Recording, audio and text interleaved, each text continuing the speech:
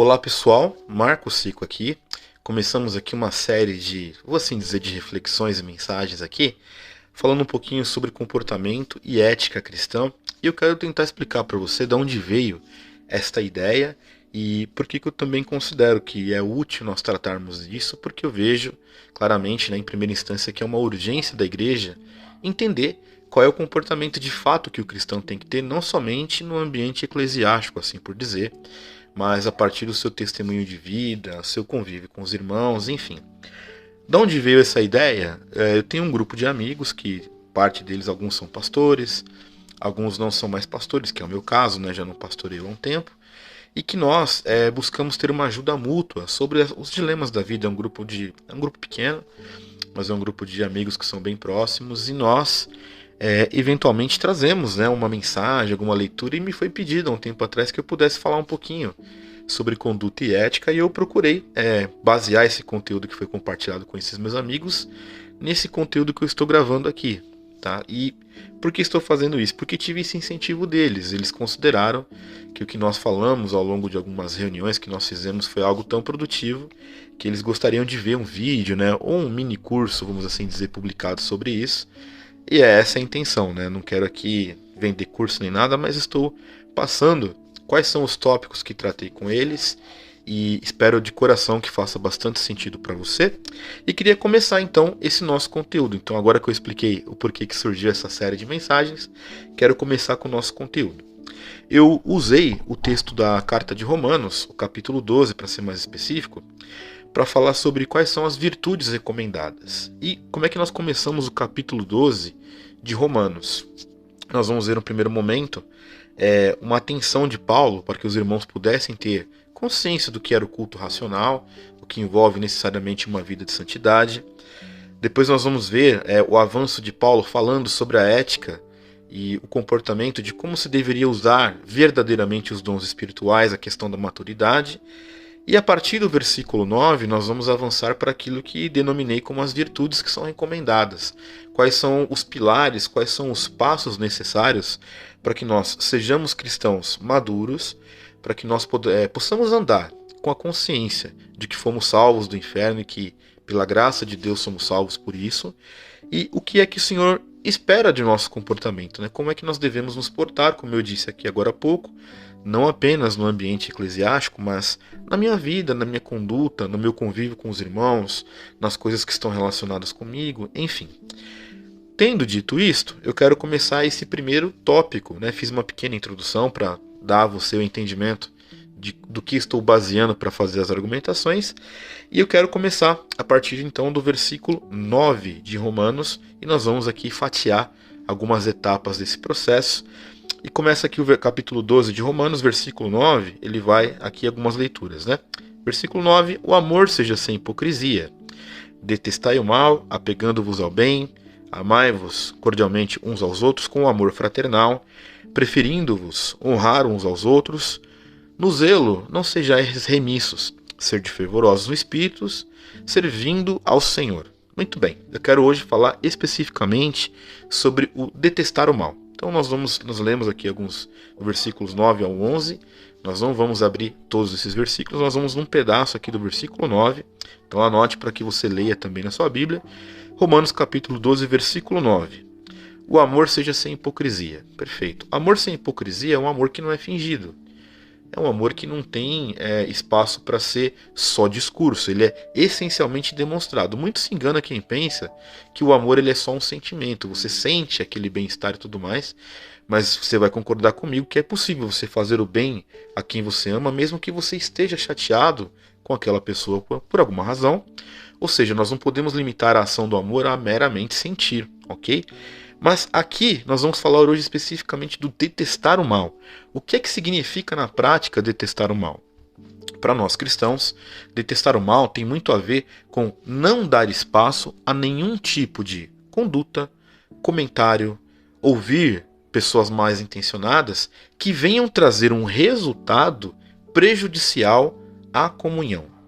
Então, detestar o mal significa não dar espaço para ouvir coisas ruins, para fofocas propriamente dito, para dissensões, para divisões, Detestar o que é ruim. Em essência, se você for parar para pensar com bastante calma, detestar o mal tem a ver com não permitir que as mazelas humanas contaminem os ambientes daqueles que têm uma nova vida, porque esse é o contexto geral quando você olha para Romanos 12, né? Olha, vocês vivem de uma outra forma porque vocês foram salvos. Muito bem. Se somos salvos pela graça do Senhor, isso vai ser reverberado, isso vai ser evidenciado pela forma que nós vivemos. Isso é muito claro. Isso tem a ver com a busca da santidade, tem a ver com viver diante de Deus e tem a ver com ter um amor não fingido, que implica necessariamente detestar tudo aquilo que é mal. Aquilo que é mal é aquilo que não contribui em absolutamente nada para uma vida cristã autêntica. Então, aquilo que é mal vai ter todas essas origens que eu falei. Dentro do ambiente eclesiástico, o que é detestar o mal? Detestar as panelinhas que infelizmente acontecem dentro da igreja, detestar a busca pelo poder limitado, como nós vemos em muitas igrejas. Aqui eu me refiro, obviamente, àquelas igrejas que são instituições, né, que já têm um ambiente maior, um local, enfim, que tem aquela questão da religião mesmo, aquela igreja onde a pessoa vai no domingo, vai na segunda, vai na reunião de oração, vai no estudo bíblico, e dentro desse ambiente onde tem muitas pessoas, o mal ele aparece. Por quê? Porque o mal está nas pessoas, né? Os comportamentos humanos, eles não são transformados de uma hora para outra a partir do momento que a pessoa entende que ela foi salva. Ela tem um trabalho diário.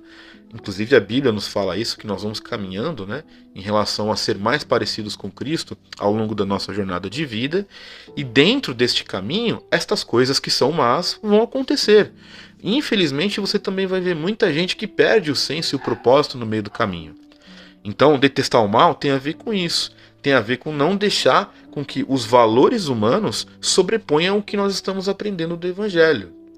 Em essência, detestar o mal tem tudo a ver com amar, sim, sem hipocrisia, mas amar a Deus também sem hipocrisia.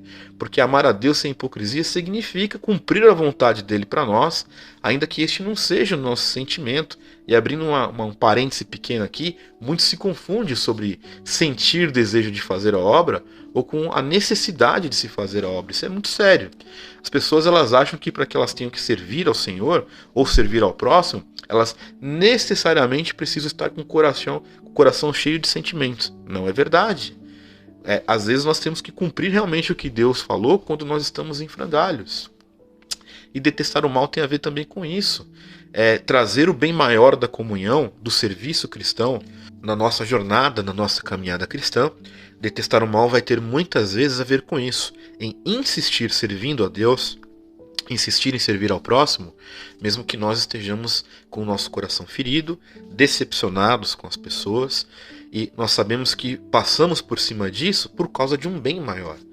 E esse nosso bem maior é o serviço cristão. E é justamente nessa de detestar o mal que a gente consegue avançar, porque as intenções do inimigo, obviamente, são que nós paremos de servir. E isso, sem dúvida, né? A omissão, a preguiça, as diversas justificativas, nós somos muito bons em dar muitas justificativas para deixar de fazer a obra, e isso é uma coisa do mal. Você deixar de servir a Deus é uma coisa, obviamente, que não tem origem em Deus. Então, detestar o mal tem muito a ver com isso. Às vezes as pessoas fazem uma leitura muito precipitada. Não, detestar o mal é meramente lutar contra o diabo, né? Também é meramente lutar contra as obras infrutuosas da carne, ou seja, aquele cara que só sabe condenar o pecado. O pecado tem que ser condenado, confessado, e a partir do momento que o pecador confessa o pecado, ele tem que ser acolhido, amado na igreja, né? Mas detestar o mal no ambiente da ética e comportamento cristão vai muito mais além desses jargões que nós já estamos acostumados a ouvir. Então, a primeira das lições que a gente tem nas nossas virtudes de recomendação aqui é essa: deteste o mal. Tudo aquilo que você percebe que às vezes é sorrateiro, às vezes vem de forma velada, mas que você discerne que é algo ruim, que te afaste da comunhão com o Senhor, que te dê uma espécie de justificativa para que você não sirva ao Senhor. Leia-se, não estou dizendo servir ao Senhor com bater o ponto na igreja, não é isso, pelo amor de Deus. Eu estou dizendo de ser alguém que vive para Deus, inclusive fora desse contexto eclesiástico. Então servir a Deus está muito além das quatro paredes da igreja, mas muito além. Então afaste-se de tudo que coloque dentro de você qualquer tipo de semente de dúvida, de que não vale a pena continuar caminhando com Cristo.